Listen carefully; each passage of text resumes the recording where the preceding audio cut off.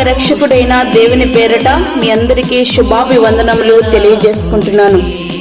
Jesus new creation ministries ద్వారా ఈ రీతిగా ప్రతిరోజు అనుదిన ఆహారమును మీకు అందించుటకు దేవుడిస్తున్న కృపను బట్టి దేవునికి ఎనలేని కృతజ్ఞతలు.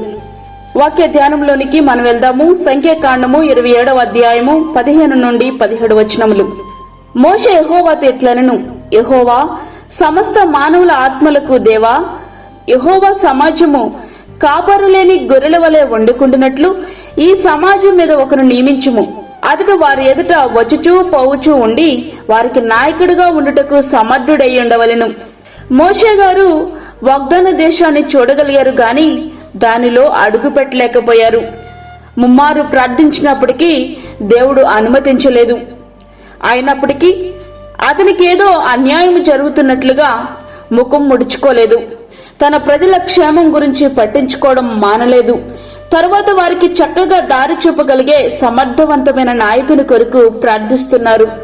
ప్రియ స్నేహితుడా, వాక్యం వింటున్నటువంటి ప్రియ దేవుని బిడ్డ, నేటి దినాల్లో అనేక సంఘాలలో వాక్య సమృద్ధి లేదు. సంఘానికి చాలినంత జీవాహారం లేక బక్క చిక్కుపోతుంది. షారోను మోడుబారిపోయింది.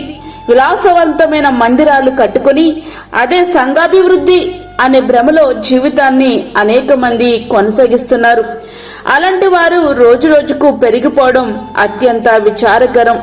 దానికి గల అనేక కారణాలలో ఒక ప్రధానమైన కారణం, ప్రతి సంఘ కాపరి కోరిక ఏమిటంటే, నా సేవ జీవితం పూర్తి చేశాక దానిని నా కుమారుడు లేదా నా కుటుంబ సభ్యులు మాత్రమే ఆ సంఘాన్ని, ఆ పరిచర్యను కొనసాగించాలని.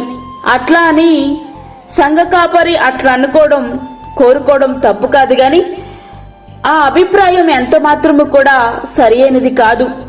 తన బిడ్డలు లేదా కుటుంబస్తులు దేవుని పరిచర్య చేయాలని కోరుకోవడం నిజంగా ధన్యకరం.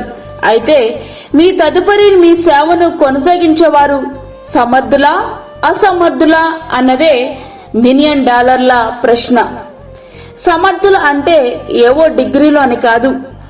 రక్షణ, సేవాభారం కలిగి ఉన్నారా లేదా? అనేక సంఘాలలో ఇట్లాంటి పరిస్థితి లేకపోవడానికి గల కారణం, వారు దేవుని సన్నిధిలో ప్రార్థించి దేవుని చిత్తానుసారంగా ప్రతిష్ఠింపబడిన వారు కారు. వారసత్వ రాజకీయాల ద్వారా సేవా పరిచర్యను కొనసాగిస్తున్నారు. ఈ సర్వ సృష్టిలో అత్యంత ఉన్నతమైన నాయకులలో ఒకరైనటువంటి మోషే గారు తదుపరి నాయకుని నిర్ణయించలేరా? తన కుటుంబస్తులకు అట్టి స్థానాన్ని ఇవ్వలేరా? మోషే గారి జీవితం అట్లాంటిది కాదు. తన ప్రజల కోసం వారిని రక్షించకపోతే నా పేరుని కూడా నీ గ్రంథముల నుండి తుడిచివేయి అని ప్రార్థించగలిగిన గొప్ప నాయకుడు మోషే గారు. దేవుని మార్గదర్శకత్వము కొరకు ఎదురు చూచిన మహోన్నతమైన వ్యక్తి ఆయన.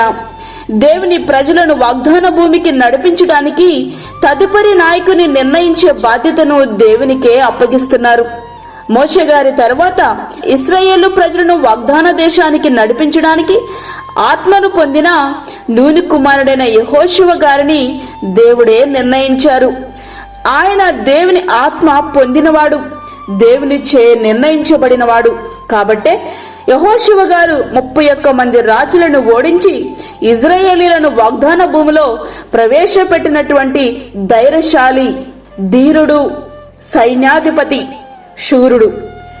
ప్రియులారా, వాక్యం ఉంటున్నటువంటి ప్రియ దేవుని జనాంగమా, ప్రతి పరిస్థితి యందు ప్రభు చిత్తము కొరకు ప్రార్థించగలిగితే, అటువంటి అనుభవాలు మనకు ఉండగలిగితే ప్రతి ప్రతికూల పరిస్థితి మన ముందు మోకరిల్లుతుంది.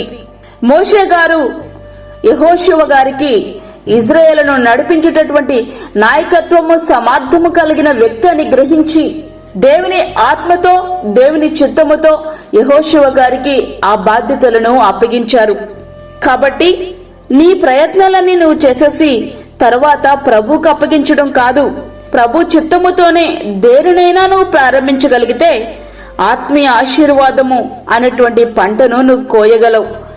సాత్వికుడైనటువంటి మోషే గారి వలె ఆత్మీయమైనటువంటి ఆశీర్వాదాన్ని నీవు అనుభవించగలవు. ఆ రీతిగా మన జీవితాలు మనం సిద్ధపరచుకుందాం. ప్రార్థన ఫలాలు మనం అనుభవిద్దాం. అట్టి కృప ధన్యత ప్రభు మనకి అనుగ్రహించునుగాక. ఆమేన్. వాక్యమే నా ప్రియ దేవుని బిడ్డలారా, ప్రార్థనలో ఏకీభవించండి. పరిశుద్ధుడైన తండ్రి, ప్రేమగల యేసు ప్రభువా, మరి ఒక దినము మా జీవితంలో మీరు అనుగ్రహించారు, నీకు వందనాలు.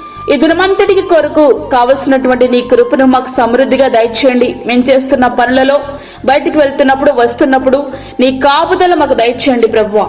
ప్రతి విధమైన శోధన, కీడు, ప్రమాదము, తెగులు నుండి మీరు మమ్మల్ని కాపాడండి. నీ సన్నిధిని మీరు మాతో ఉంచండి. బలహీనులను, చంటి బిడ్డలను, వృద్ధులను, హార్ట్ పేషెంట్స్ ను మీరు జ్ఞాపకం చేసుకోనండి తండ్రి. వారికి కావలసినటువంటి నీ కృప సమృద్ధిగా మీరు దయచేయండి.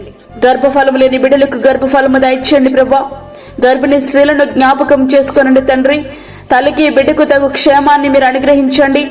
బలహీన పరిస్థితుల్లో ఉన్నటువంటి అనారోగ్యాలతో ప్రభా బాధపడుతున్న నీ బిడ్డలకు కావలసినటువంటి నీ కృపను వారికి సమృద్ధిగా దయచేయండి. దూరదేశంలో ఉండి యొక్క వాక్యమును విని ప్రార్థనలో ఏకీభవిస్తున్న నీ బిడ్డలు జ్ఞాపకం చేసుకునండి. వారి యొక్క అవసరతలు, అక్కర్లు మీరు తీర్చండి ప్రభు. అందరికీ దూరమై దూరదేశంలో ఉండి ప్రభు తను పని చేసుకుంటున్న నీ బిడ్డలకు కావలసిన కృపను సమృద్ధిగా వారికి దయచేయండి. ఈ దినమంతటికి కావలసిన నీ కృపను మాకు దయచేసి బలపరిచి, మాకు కాదు యెహోవా, మాకు కాదు, సమస్త మహిమ ప్రభావం మీకే ఆరోపించుకుంటూ యేసు పరిశుద్ధ నామమున అడిగి వేడుకుంటున్నాము తండ్రి, ఆమేన్. ఈ యొక్క వర్తమానములు మీ బంధువులకు, మీ స్నేహితులకు షేర్ చేయండి. దేవుని పనిలో మీరు కూడా పాలిభాగస్తులు కండి. అదే విధంగా మీ ప్రార్థన అవసరతలు మాకు తెలియచేయండి. మా ఫోన్ నంబర్ 9177377559. దేవుడు మిమ్మును, మీ కుటుంబమును దీవించునుగాక. ఆమేన్. దేవుని సేవలో మీ సహోదరి అన్నామణి సాల్మన్.